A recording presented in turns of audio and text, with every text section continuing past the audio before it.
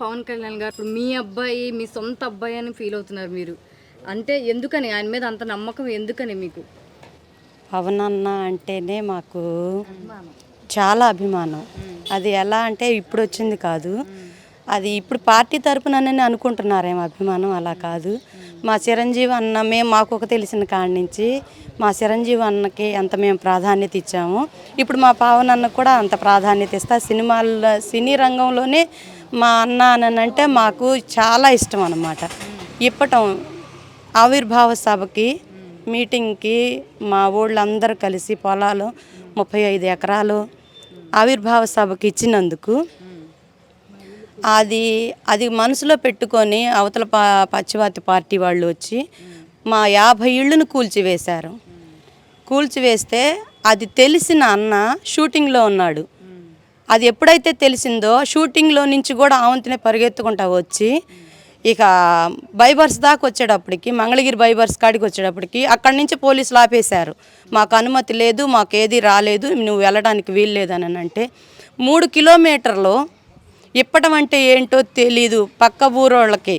అలాంటి అన్న ఒక గుర్తింపు అనేది మా ఊరికి తీసుకొచ్చి ఆవిర్భావ సభ మీటింగ్ పెట్టినందుకు ఇలా జరిగింది, ఇళ్ళు కూల్చేశారని తెలియంగలోనే 3 కిలోమీటర్లు నడుచుకుంటూ వచ్చాడమ్మ.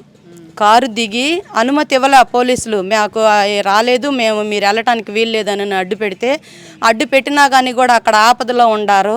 ఆ మహిళలందరూ నా చెల్లెళ్ళు, నా తోబుట్టు వాళ్ళు ఎంత దుఃఖపడుతున్నారు, ఇంత ఘోరం జరిగింది, ఇంత జరిపారు అని చెప్పి 3 కిలోమీటర్లు నడుచుకుంటూ వచ్చాడమ్మ. వస్తే మా ఇళ్ళు కూలిపోయింది చూడన్నా అని మేము దుఃఖించాము అందరము.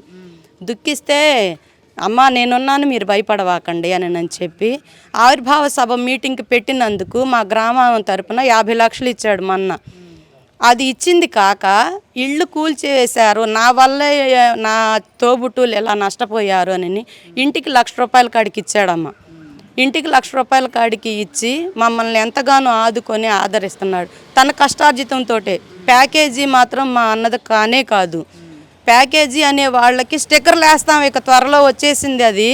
ఎందుకంటే మేము ఎంతగానో మమ్మల్ని ఇక్కడ ఎంతగానో బాధ పెట్టారు, బాధించారు, అయినా మేము జడవలేదు, భయపడము కూడా. మా అన్నని గెలిపించుకుంటాము, ఇక్కడ మేము ఎంత ధైర్యంగా మా అన్నని గెలిపించుకుంటాము అని అనుకుంటున్నాము. పిఠాపురం సోదరులకు, మా అన్నలకు అందరికీ తెలియపరుస్తున్నాము. మేము మీకు ఎంతగానో కృతజ్ఞతలు తెలియపరుచుకుంటున్నాము. మీరు 1,00,000 ఓట్లు మెజారిటీతో గెలిపిస్తారు అని మీరు చెప్తున్నప్పుడు టీవీల్లో చూసి మేము చాలా ఆనందపడుతున్నాము.